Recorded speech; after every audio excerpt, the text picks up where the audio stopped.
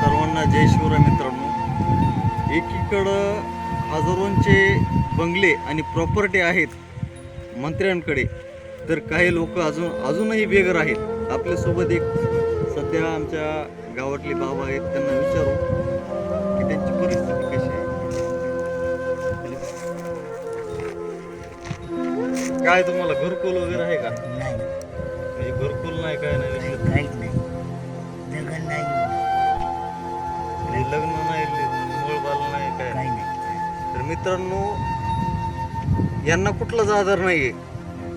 यांच्याकडे फक्त आधार कार्ड आहे.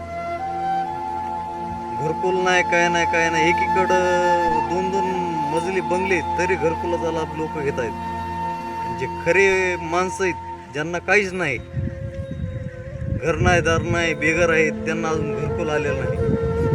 तर तुम्ही सरकारला काय विनंती करता? घरकुल पाहिजे का नाही तुम्हाला? पाहिजे ना. आणि तुमचं आपलं जेवण वगैरे कुठं करता तुम्ही? जेवण हॉटेल नका.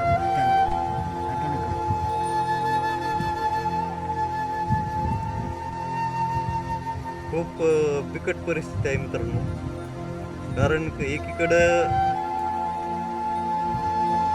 500 रुपयाचा चहा पितात लोक त्या ताज हॉटेलमध्ये जाऊन. ते कोणाच्या जनतेच्या जीवावर. हे मंत्री, खासदार, आमदार, नेते पिते आणि जे साधारण लोक आहेत, त्यांना एवढी परिस्थिती की आज राहायला घर नाही. आणि रात्री आपलं जेवायचं कसं, ह्याचा प्रश्न स्वतः बाबा करून खाते. तर सरकारने अशा लोकांचा विचार करावा, ही माझी मागणी आहे. धन्यवाद. जय शिवराय.